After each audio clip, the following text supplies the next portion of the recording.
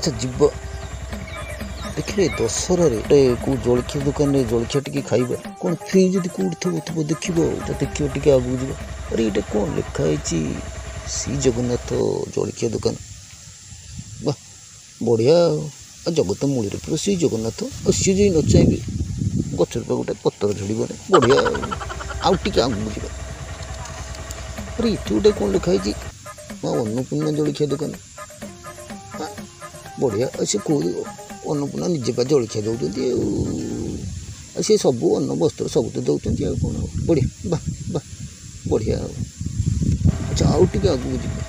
ଆରେ ଏଠି ଏମିତି କ'ଣ ଗୋଟେ ଲେଖା ହେଇଛି ଯୋଗୁ ପିଶାଚ ସବୁ ଜଳଖିଆ ଦୋକାନ। ଆରେ ପିଶାଚ ବ୍ରହ୍ମ ରାକ୍ଷସ ଶୈତାନ ଏଗୁଡ଼ାକ କ'ଣ ସବୁ ଜଳଖିଆ ଦେଉଛନ୍ତି ଲୋକଙ୍କୁ। ଏଇଟା ମଝିକୁ ମାରିଦେବେ ନା କ'ଣ। ଆରେ ନା ନା ଏଠିକି ଯିବନି। ନାଇଁ କାହିଁ ସନ୍ଦେହ ହେଲାଣି ଯାଇକି ଦେଖିବା ଜଳଖିଆ ଦୋକାନରେ କ'ଣ ସବୁ ମିଳୁଛି କେମିତିଆ ଜଳଖିଆ ଦେଉଛନ୍ତି। ଆଚ୍ଛା ଯିବା ଟିକେ ଆଉ। ଓ ମଉସା ଏ ଦୋକାନର ମାଲିକ କି? କାହିଁ କ'ଣ ହେଲାନି ମୁଁ ପୁରା ନିଜେ ସ୍ୱୟଂ ଏଠି ଠିଆ ହେଇଛି ତେବେ ଆପଣଙ୍କ ଆଗରେ ଉଭା ହେଇଛି କହୁନାହାନ୍ତି। ଓ ଏ ଦୋକାନର ନାଁଟା ଏମିତି କ'ଣ ଲେଖା ହେଇଛି? କେମିତି କ'ଣ ଲେଖା ହେଇଛି କହୁନାହାନ୍ତି। ଯୋଗୁ ପିଶାଚ ସବୁ ଜଳଖିଆ ଦୋକାନ। ହଁ ମୁଁ ପା ନିଜେ ଯୋଗୁ ପିଶାଚ। କ'ଣ ଭଲ ଲୋକଟା ତମେ ନିଜକୁ ପିଶାଚ ବୋଲି ଦାବି କରୁଛ? ଓହୋ ସେଗୁଡ଼ା କହନା କଥା। ବସନ୍ତୁ ଜଳଖିଆ ଆମେ ଦେଉଛୁ ଖାଆନ୍ତୁ। ମୁଁ ଜଳଖିଆ ଖାଇବ ଯେ ହେଲେ ଆଗ ଆମେ ଟିକେ ବୁଝିବା ଏ ନାଁଟା କାହିଁ ଏମିତି। ନାଇଁ ଆଗ ଟିକେ ବୁଝିବାକୁ ପଡ଼ିବ ନହେଲେ ଆମେ ଜଳଖିଆ କେମିତି ଖାଇବୁ। ତମେ ଯଦି କ'ଣ ତା ଦେହରେ ପିଶାଚ କାମ କରିବ ଶୈତାନୀ କାମ କରିବ ଆମେ ଜଳଖିଆ ଖାଇ ମରିବୁ ନା କ'ଣ? ନାଇଁ ସେମିତି କିଛି ନୁହଁ। ତେବେ ଆପଣ ଯାହା ଭାବୁଛନ୍ତି ଆରେ ବାବୁ ଜ୍ଞାନୁ ବାବୁ କ'ଣ କହୁଛନ୍ତି ବାବୁ? ଯାଇ ସେ ଆବୁ ଫାବୁ ଛାଡ଼ିକିରି ଗରାଖ ସାକ୍ଷାତ ଈଶ୍ୱର ଶୀଘ୍ର ବାବୁଙ୍କ ସେବା କର।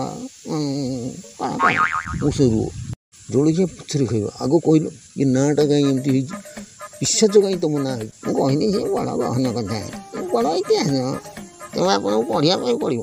ଓ କହୁନାହାନ୍ତି କୁହନ୍ତୁ ମୁଁ ତ ଅଛି ଶୁଣିବି ଆଉ କୁହନ୍ତୁ ଆଗ ଶୁଣିବା ତାପରେ ଯାଇ ଜଳଖିଆ ଖାଇବା ଆଉ କ'ଣ। ଆଚ୍ଛା ହଉ ଯଦି କହିଲେଣି ଶୁଣିବା ପାଇଁ ତେବେ ଶୁଣନ୍ତୁ। ତେଣୁ ଆପଣ ଜାଣିଥିବେ ଆଗକାଳରେ ଆମ ସମୟରେ ଯେତେବେଳେ ଦୋକାନ ବଜାର ସ୍କୁଲ କଲେଜ ସରକାରୀ ଅଫିସକୁ ଆମେ ଯାଉଥିଲୁ ବଡ଼ ରେଜିଷ୍ଟର ଖାତା କାଟିଥିଲା ବଡ଼ ଖାତା ତା ଦେହରେ ଫାଉଣ୍ଟେନ୍ କଲମ ସାଇଜରେ ଗାଡ଼ି ପକାଉଥିଲେ ଲେଖି ପକାଉଥିଲେ।